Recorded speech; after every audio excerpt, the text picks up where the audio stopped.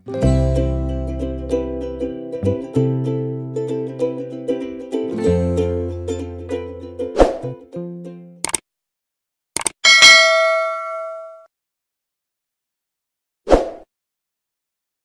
Guys welcome back to my channel lifestyle with Sanchayita চ্যানেলের একটা নতুন ব্লগে সবাই হচ্ছে রেডি ওয়েলকাম জানাই।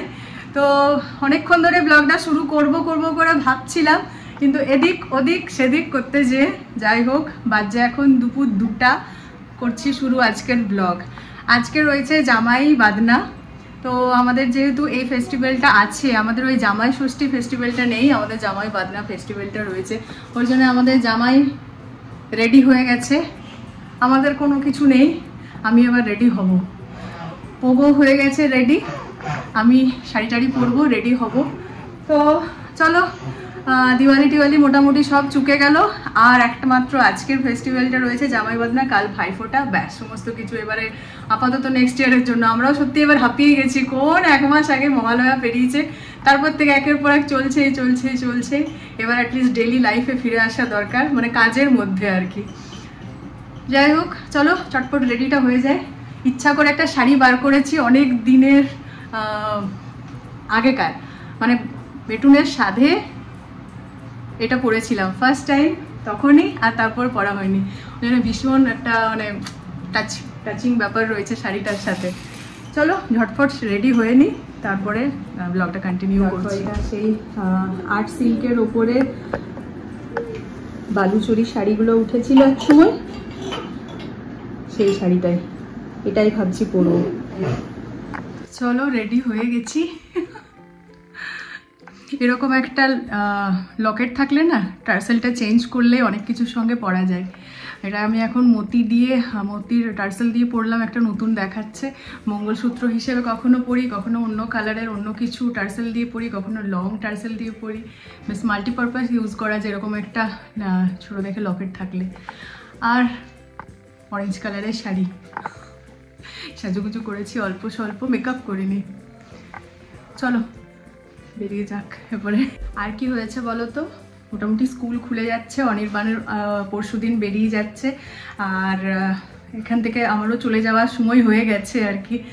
পোগোর তো স্কুল খুলেই গেছে, তাই জিনিসপত্র আমি এখন থেকে একটু করে ওখানে পৌঁছানো শুরু করে দিচ্ছি। আজকে যখন যাচ্ছি, তো আমরা এখন স্কুটি করে যাচ্ছি না, 5খানা ব্যাগ গুছিয়েছি সকাল থেকে, আরও হবে। তো মোটামুটি 5খানা ব্যাগ এখন টোটো করে আমি যাচ্ছি, পৌঁছাই, তারপরে আবার আস্তে আস্তে আরও ব্যাগ হবে আর কি। এই হলো ব্যাপার, এই কারণেই আবার আজকে সকাল থেকে ভেবেছি ব্লগটা শুরু করব, কিন্তু হয়ে উঠছিল না। ঠিক আছে চলো বেরোনো যাক। এখনো পর্যন্ত এখানে টুকিটাকি ডেকোরেশন আছে, তো সেগুলো আস্তে আস্তে পরে ঠিক করবো। আপাতত চলো বেরিয়ে পড়ি। থলি 1 2 3 4 5 6টা জড়ো হয়েছে। তোমার রেডি হয়েছো দেখি? ও বাবা, চলো বাবা চলে এসছে, গাড়ির আওয়াজ হচ্ছে। আস্তে আস্তে চলুন বেরিয়ে পড়েছি। জামাই বাদনা উপলক্ষে যাচ্ছি মায়ের বাড়ি। মা আজকে জামাইদের জন্য আয়োজন করেছে ভুরি ভোজের। তো আমরা পৌঁছাচ্ছি বেশ কিছুটা দেরি করেই, কি আর করা যায়।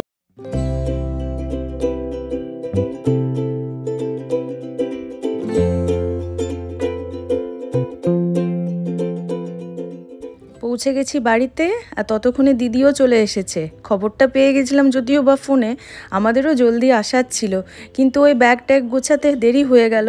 আর তার সঙ্গে পুরী থেকে যে সমস্ত জিনিসগুলো এনেছি ঐশীর জন্য, সেটা তো দেওয়াই হয়নি, তাই সমস্ত কিছু গুছিয়ে বাগিয়ে নিয়ে এলাম। এই সুন্দর একটা ছোট্ট খড় দিয়ে ঘর বানানো হয়েছিল, সেটা এনেছি। আর সেই কচ্ছপগুলো, সেগুলো ঐশীর জন্য, ঐশী ওগুলোকে সাজিয়ে রাখবে। এখানে দিদি, ঐশী আর পোগো মিলে কাণ্ড কারখানা করেছে কিছু একটা, যেটা আমাদেরকে দেখাবো করছে। তাদের চলছে প্র্যাকটিস, কিছু একটা নিশ্চয়ই করেছে, সেটা দেখানোর জন্য কোন দিকে কে দাঁড়াবে সেটা নিয়ে হচ্ছে তক্কাতক্কি। চলুন দেখি। নতুন জিনিস, চলো 1 2 3 স্টার্ট। Bye bye. এটা হলো ঐশীর পুরী থেকে আনা ব্রেসলেটের কালেকশন। আচ্ছা দারুণ। আর এটা হলো নিউ এডিশন নাকি তার মধ্যে? এটা নিউ এডিশন, আর এটা কোনটা? এইটা। আচ্ছা, আর এগুলো আগেকার একটা। আর সবার থেকে ফার্স্ট এডিশন হচ্ছে আমার এইটা। আচ্ছা বাহ, সুন্দর লাগে।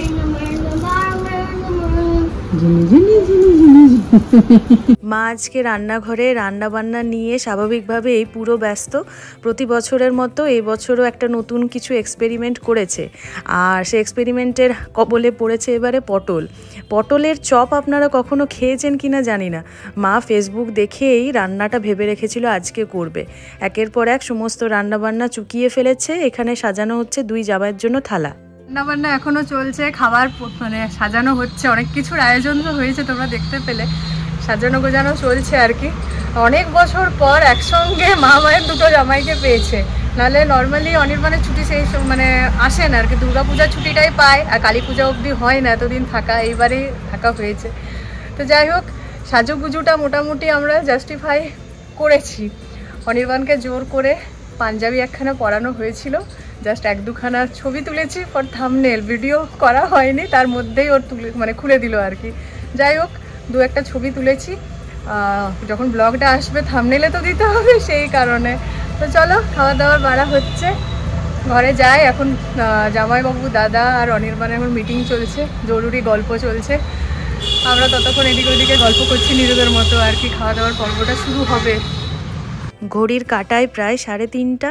মায়ের রান্নাবান্না চুকে গেলেও আজকে দাদা, জামাইবাবু আর অনির্বাণ মিলে যে গল্প জুড়ে ছিল সেটা থেকে তাদেরকে আর তুলে ওঠানো যাচ্ছিল না। যাই হোক, থালা যখন টেবিলে চলে এসেছে এবার তারা আসতে বাধ্য। মা আজকে অনেক ধরনের রান্না করেছে, চলুন শেয়ার করি কি কি হয়েছে।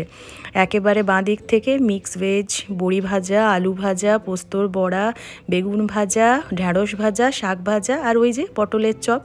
তার সঙ্গে রয়েছে ডাল, পাবদা মাছের ঝাল, মাটন, পায়েস, মিষ্টি।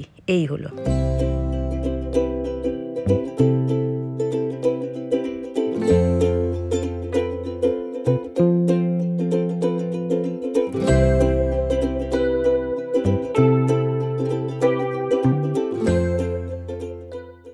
আজ বহু বছর পর জামাই বাদনার দিনে মায়ের 2 জামাই একসাথে খেতে বসেছে। মায়ের কাছে এটা পরম প্রাপ্তি, তাই আগে থেকেই মা অনেক কিছু প্ল্যান করে রেখেছিল। তার নমুনা পাওয়া গেল ওই পটলের চপটা দেখে। সত্যি আজকে সেটা শো স্টপার বলা যেতেই পারে। ভীষণ ভালো টেস্ট হয়েছে, আমরাও নতুন জিনিসটা আগেই চেখে দেখে নিয়েছি। যাই হোক, ক্যামেরা থেকে সরিয়েই 2টো মানুষকে খেতে দেওয়া হোক শান্তিতে। আমরা বেরিয়েছি এখন আগামীকাল ভাইফোঁটা, তার মিষ্টির আয়োজন করতে। প্রতি বছর আমি আর দিদি আসি মায়ের কাছে, কিন্তু এই বছর ভেন্যুতে হয়েছে সামান্য পরিবর্তন। অনির্বাণ যেহেতু আছে, আর তারপর আমার শ্বশুরবাড়িতে এ যাবৎ কোনোবারও ভাইফোঁটার অনুষ্ঠানের কোনো আয়োজন করা হয়নি, তাই ভাবলাম যে এই বছরে সবাই মিলে সেখানেই জমিয়ে ভাইফোঁটার আয়োজন করা হোক। খাওয়া দাওয়া, সারাদিনের আড্ডা, গল্প সমস্ত কিছু না হয় এবার ওখানেই হবে। মিষ্টি টিষ্টি নিয়ে আমরা চলে এসেছি এবার জুতোর দোকানে। রেগুলার ইউজের জন্য একখানা স্যান্ডেলের দরকার ছিল, সেটাই নিতে এসেছি। বাকি কাজ মোটামুটি কমপ্লিট, তারপরে বাড়ি ফিরে যাব। মাকে বেরোনোর সময় বলে গিয়েছিলাম একদম হালকার মধ্যে রাতের ডিনারের আয়োজন করতে। বাসন্তী পোলাও, আলুর দম, পায়েস, রুটি, স্যালাড, মিষ্টি, এই হলো আজকে রাতের খাবার। আগামীকাল আবার রয়েছে ভাইফোঁটার আয়োজন, তাই আর দেরি না করে বেরিয়ে পড়লাম। আমরাও বেরোলাম আর তার সাথে দিদিও। রাত্রিবেলা এখন বেশ শীত শীত করছে, মোটামুটি অক্টোবরের শেষ, শীত চলে এসেছে দোরগোড়ায়। আমরা সবাই নেমে এসেছি নিচে, আর আমাদেরকে ছাড়তে আবার মা দাদাও নিচে চলে এসেছে। যাই হোক, বেরিয়ে পড়ি, আর দেরি করব না। হাঁড়ি কুড়ি সব নিয়ে আমি যাচ্ছি, সেটারও একটা বিশেষ কারণ রয়েছে। দাঁড়ান সবাইকে বাই বলে আগে বেরিয়ে পড়ি, ওখানে পৌঁছাই, তারপর দেখাচ্ছি এই বিশাল বড় হাঁড়ির মধ্যে রয়েছেটা কি। রাত্রি এখন 12টা। পোগোকে অনির্বাণের হওয়ালে করে আমি চলে এসেছি রান্নাঘরে। আগামীকাল ভাইফোঁটা, সেই উপলক্ষে আমার জেঠতোতো, পিস্তোতো, খুড়তোতো সমস্ত ভাই দাদারা আসবে বাড়িতে। তো সকালবেলায় একটা জলখাবারের আয়োজন প্রতি বছর করা হয়ে থাকে। তো এইবারে ভেবেছি একটু নিজের হাতে বাড়িতে বানানো দই বড়া খাওয়াবো সকলকে। সেই জন্য ওই যে হাঁড়িটা দেখলেন না, তাতে মায়ের কাছে বিকেলবেলাতে বিড়ি ভিজিয়ে দিয়েছিলাম দই বড়ার জন্য। তার সাথে মেনুতে রয়েছে ঘুগনি, তাই মটরটা ভাবছি একেবারে একটু একটু করে প্রেসারে সিটি দিয়ে দিই। এই কাজটা করে রাখলে কি হবে বলুন তো, সকালবেলাতে জাস্ট মশলাটা কষিয়ে নিয়ে আর সুন্দর ছক দিয়ে দিলেই ঘুগনিটাও রেডি হয়ে যাবে। দাঁড়ান বড়াগুলো ভাজতে অনেকটাই সময় লাগবে, অনেকটা দই বড়া একসঙ্গে বানানো হচ্ছে। আমার হাতে দই বড়া খেয়ে সবাই কিন্তু নাম করে, তাই ভাবলাম একবার এখানে ভাই দাদাদেরকে কোনোদিনও খাওয়ানো হয়নি, নিজে হাতে খাওয়ানোর একটা মজাই আলাদা, এই বছর সেটাই করি।